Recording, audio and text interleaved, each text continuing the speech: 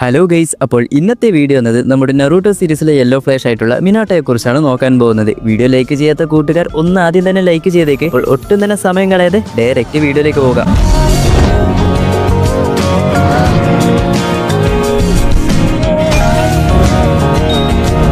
ജനുവരി 25-നാണ് leaf വില്ലേജിൽ ആദ്യമായി മിനാട്ടോ ജനിക്കുന്നത്. മിനാട്ടോയുടെ പേരൻസ് ആരാണെന്ന് ഇതുവരെ നമ്മുടെ കിഷിമോട്ടോ റിവീൽ ചെയ്തിട്ടില്ല. മിനാട്ടോയുടെ ചെറിയ വയസ്സിൽ മറ്റു കുട്ടികളെക്കാളും ഇന്റലിജന്റ് ആയിട്ടുള്ള ഒരു കുട്ടിയായിരുന്നു നമ്മുടെ മിനാട്ടോ. നമ്മുടെ ജിറയ സെൻസ് തന്നെ ചൈൽഡ് ഓഫ് പ്രൊഫസി ആയ ആൾ മിനാട്ടോ ആണെന്നാണ് ആദ്യം കരുതിയിരുന്നത്. ഒരു ജനറേഷനിൽ തന്നെ ഒരു തവണ മാത്രമേ ഇങ്ങനെ ഒരു കുട്ടി ജനിക്കുകയുള്ളൂ എന്നും നമ്മുടെ മിനാട്ടോയെ പറ്റി പറഞ്ഞിട്ടുണ്ട്. നമ്മുടെ നറൂട്ടോയെ പോലെ തന്നെ ചെറുപ്പത്തിൽ തനിക്കും ഒരു ഹൊക്കാഗെ ആകണം എന്നായിരുന്നു തന്റെ ആഗ്രഹം. അതിനുവേണ്ടി നമ്മുടെ മിനാട്ടോ നിഞ്ച അക്കാദമിയിൽ ജോയിൻ ചെയ്യുകയും ചെയ്തു. ഈ സമയത്തുള്ള മിനാട്ടോയുടെ സ്കോർ ആണ് നിലവിൽ ഏറ്റവും ഹൈ ആയിട്ടുള്ളത്. മറികടക്കാൻ ആർക്കും തന്നെ സാധിച്ചിട്ടില്ല. അതായത് നമ്മുടെ ഇറ്റാച്ചിക്ക് പോലും ഈ ഒരു സ്കോറിനടുത്ത് എത്താൻ പറ്റിയിട്ടില്ല എന്നർത്ഥം. അങ്ങനെ ഈ ഒരു സമയത്താണ് നമ്മുടെ മിനാട്ടോ ആദ്യമായിട്ട് കുഷിനയെ കാണുന്നത്. കുഷിന ഒരു ഉസുമാക്കി ക്ലാനിലുള്ള ഒരാളായത് കൊണ്ട് തന്നെ പൊതുവെ ഉസുമാക്കി ക്ലാനിലുള്ളവരെ പോലെ തന്നെ ആ ഒരു റെഡ് ഹെയർ പുള്ളിക്കാരിക്കും ഉണ്ടായിരുന്നു. ഇത് കാണുന്ന മറ്റു കുട്ടികൾ അവളെ എപ്പോഴും കളിയാക്കുന്ന സമയത്ത് മിനാട്ടോ ആ ഒരു റെഡ് ഹെയറിൽ അവളെ അത്രയധികം സുന്ദരിയായിട്ടാണ് കണ്ടിരുന്നത്. അങ്ങനെ ഒരു ദിവസം ഹിഡൻ ക്ലൗഡ് വില്ലേജിലുള്ള ചില നിഞ്ചാസ് കുഷിനയെ കിഡ്നാപ്പ് ചെയ്യുന്നു. എന്തിനു കിഡ്നാപ്പ് ചെയ്യുന്നു എന്ന് നോക്കിക്കഴിഞ്ഞാൽ കുഷിന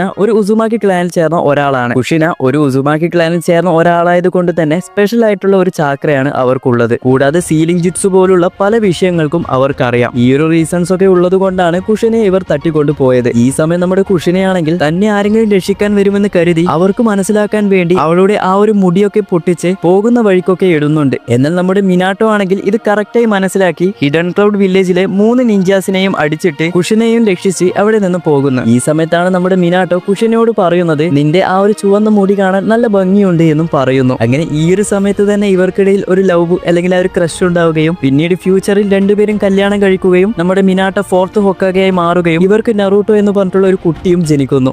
ഇനി നമുക്ക് മിനാട്ടോയുടെ പവേഴ്സ് എന്തൊക്കെയാണെന്ന് നോക്കാം. ഫസ്റ്റ് തന്നെ നോക്കിക്കഴിഞ്ഞാൽ മിനാട്ടോയുടെ സിഗ്നേച്ചർ മൂവ് ആയിട്ടുള്ള ഫ്ലൈയിങ് റേജിൻ ഇത് കണ്ടുപിടിച്ചത് നമ്മുടെ ടോബിരാമയാണെങ്കിലും ഇതിന്റെ മുഴുവൻ പൊട്ടൻഷ്യൽ യൂസ് ചെയ്തത് നമ്മുടെ മിനാട്ടോ ആണ്. നമ്മുടെ ടോബിരാമ കണ്ടുപിടിച്ച ഈ ഒരു ടെക്നിക്കിൽ തന്നെ നമ്മുടെ മിനാട്ടോ കുറച്ച് ചേഞ്ചസ് ഒക്കെ വരുത്തിയാണ് ഇപ്പോൾ നമ്മൾ കാണുന്ന ഫ്ലൈയിങ് തണ്ടർ ഗോഡ് എന്ന ടെക്നിക്കിലേക്ക് മാറ്റിയത്. നമ്മുടെ ടോബിരാമ തന്നെ ഇത് കണ്ട് പറഞ്ഞത്, ഞാൻ കണ്ടുപിടിച്ചതിനേക്കാളും ഇത് കുറച്ചുകൂടി അഡ്വാൻസ് ആയിട്ടുണ്ട് എന്നും മിനാട്ടോയോട് പറഞ്ഞിട്ടുണ്ട്. ഇനി ഈ ഒരു ടെക്നിക്ക് നോക്കിക്കഴിഞ്ഞാൽ അതായത് ഫ്ലൈയിങ് തണ്ടർ ഗോഡ് എന്ന ടെക്നിക്കിന് ഒരുപാടധികം ചാക്ര വേണം. എന്നാൽ മാത്രമേ ഈ ഒരു ടെക്നിക്ക് കറക്റ്റായി യൂസ് ചെയ്യാനും സാധിക്കുകയുള്ളൂ. എക്സാമ്പിളിൽ നോക്കിക്കഴിഞ്ഞാൽ ഹാഷിറാമ ടോബിരാമ പോലുള്ള സെഞ്ചു ക്ലാനിലുള്ളവരോ ഉസുമാക്കി ബ്ലഡ് ലൈനിലുള്ള ആൾക്കാർക്കൊക്കെയാണ് അധികം ചാക്ര ഉള്ളത്. എന്നാൽ ഇതിലൊന്നും പെടാത്ത നമ്മുടെ മിനാട്ടോ നമ്മുടെ ഗോക്കു ഇൻസ്റ്റന്റ് ട്രാൻസ്മിഷൻ യൂസ് ചെയ്യുന്നത് പോലെയാണ് നമ്മുടെ മിനാട്ടോ ഒരു സ്ഥലത്ത് നിന്നും മറ്റൊരു സ്ഥലത്തേക്ക് ടെലിപ്പോർട്ട് ആകുന്നത്. ഇതിന്റെ സ്പീഡ് നോക്കിക്കഴിഞ്ഞാൽ ലൈറ്റിനേക്കാൾ സ്പീഡിൽ നമ്മുടെ മിനാട്ടോക്ക് പോകാൻ സാധിക്കും. സീരീസ് കണ്ടവർക്ക് ഇതിന്റെ സ്പീഡിനെ പറ്റി ഞാൻ കൂടുതൽ പറയേണ്ട ആവശ്യമുണ്ടെന്ന് തോന്നുന്നില്ല. എക്സാമ്പിളിന് നമ്മുടെ 4th റൈറ്റ്സ് കാഗേനെ നോക്കിക്കഴിഞ്ഞാൽ ലൈറ്റിനേക്കാൾ സ്പീഡിൽ അറ്റാക്ക് ചെയ്യാൻ കഴിയുന്ന ഒരു ക്യാരക്ടറാണ്. പുള്ളിക്കാരനുമായിട്ടുള്ള ഫൈറ്റിൽ ആ ഒരു പഞ്ച് മിനാട്ടോയുടെ അടുത്ത് എത്തുന്ന സമയത്താണ്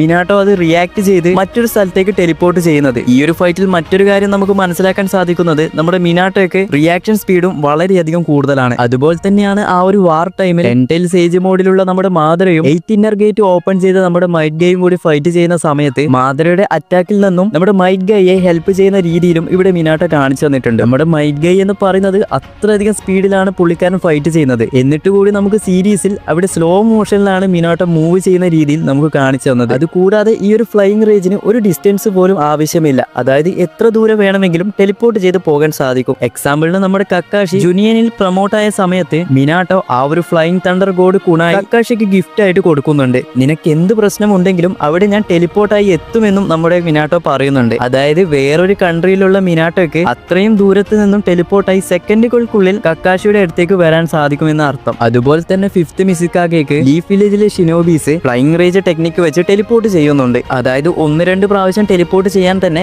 3 ഷിനോബീസിന്റെ ചാക്ര ആവശ്യമുണ്ട്. എന്നാൽ നമ്മുടെ മിനാട്ടോയെ നോക്കിക്കഴിഞ്ഞാൽ ഇതിനൊന്നും ഒരു ലിമിറ്റും ഇല്ലാത്ത രീതിയിലാണ് പുള്ളിക്കാരൻ ഇത് യൂസ് ചെയ്യുന്നത്. മിനാട്ടോ വാസസ് ഒബീറ്റോ എന്ന ഫൈറ്റിൽ കുഷനയെ രക്ഷിക്കാൻ അതുപോലെ തന്നെ നറൂട്ടോയെ രക്ഷിക്കാൻ ആ ഒരു ടെയിൽ ബീസ്റ്റ് ബോംബിനെ റിപ്പോർട്ട് ചെയ്യാൻ തുടങ്ങിയ ആ ഒരു ഫൈറ്റിൽ തന്നെ ഒരുപാട് പ്രാവശ്യം കണ്ടിന്യൂ ആയി ഈ ഒരു ഫ്ലൈയിങ് തണ്ടർ ഗോഡ് എന്ന ടെക്നിക്ക് ഉപയോഗിക്കുന്നുണ്ട്. കൂടാതെ റെസിംഗനും ഉപയോഗിച്ച് ടോഡിനെ വരെ സമൺ ചെയ്ത് കൊണ്ടുവന്ന് നമ്മുടെ 9 ടൈൽ ആയിട്ടുള്ള കുറാമയെ തന്നെ ടെലിപ്പോർട്ട് ചെയ്ത് ലീഫ് വില്ലേജിൽ നിന്നും ദൂരേക്ക് മാറ്റി നിർത്തുന്നുണ്ട്. ഇത്രയൊക്കെ ചെയ്തിട്ടാണ് നമ്മുടെ മിനാട്ടോ പറയുന്നത് എന്റെ പകുതി ചാക്ര തീർന്നു എന്ന്. നോർമൽ ഷിനോബിക്ക് പോലും ഈ ഈ ഒരു കാര്യങ്ങളൊക്കെ ഒറ്റയടിക്ക് ചെയ്യാനുള്ള ചാക്ര ഇല്ല. എന്നിട്ടാണ് പകുതിയുള്ള ആ ഒരു ബാക്കി ചാക്ര വെച്ച് നൈൻ ടൈലിന്റെ പകുതി ചാക്ര എടുത്ത് തന്റെ ബോഡിയിൽ സീൽ ചെയ്ത് വെക്കുന്നത്. ഈ ഒരു റീപ്പർ ഡെത്ത് സീലിംഗ് ചിപ്സ് ഉപയോഗിക്കുമ്പോൾ മിനോട്ടയ്ക്ക് ഓൾറെഡി എത്ര ചാക്രയാണോ ഉള്ളത് അതേ ഒരു ചാക്ര മാത്രമേ നമ്മുടെ നൈൻ ടൈലിൽ നിന്നും എടുക്കാൻ സാധിക്കുകയുള്ളൂ. അതായത് മിനാട്ടോയുടെ പകുതി ചാക്ര വെച്ചാണ് നൈൻ ടൈലിന്റെ പകുതി ചാക്ര എടുത്തത്. അപ്പോൾ ഓൾറെഡി ഉള്ള മിനാട്ടോയുടെ മുഴുവൻ ചാക്ര എന്ന് പറയുന്നത് നൈൻ ടൈലിന് ഈക്വൽ ആയിട്ട് വരുമെന്ന് പറയാം. എന്നാൽ ഇതുകൂടാതെ ഞാൻ മറ്റൊരു കാര്യം പറയാം. നറൂട്ടോ വാറിൽ ഫൈറ്റ് ചെയ്യുന്ന സമയത്ത്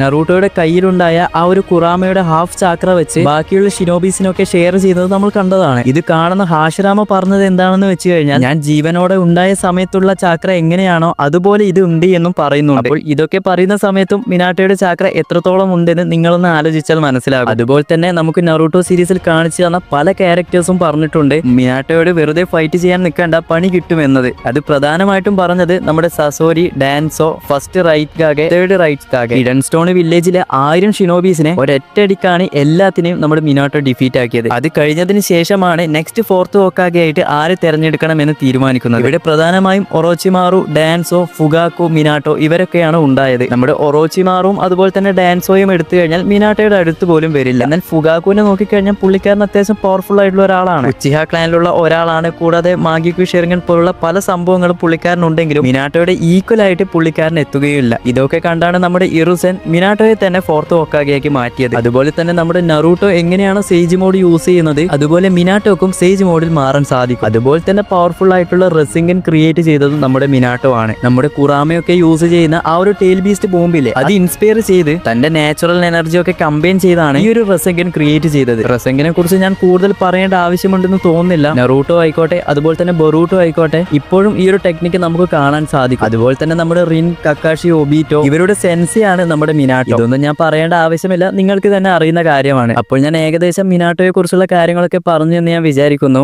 അപ്പോൾ എന്തെങ്കിലും പറയാൻ വിട്ടുപോയിട്ടുണ്ടെങ്കിൽ മറക്കാതെ കമന്റ് ചെയ്യുക. അപ്പോൾ ഇതുപോലെ അടുത്തൊരു വീഡിയോ ആയിട്ട് പിന്നെ വരാം.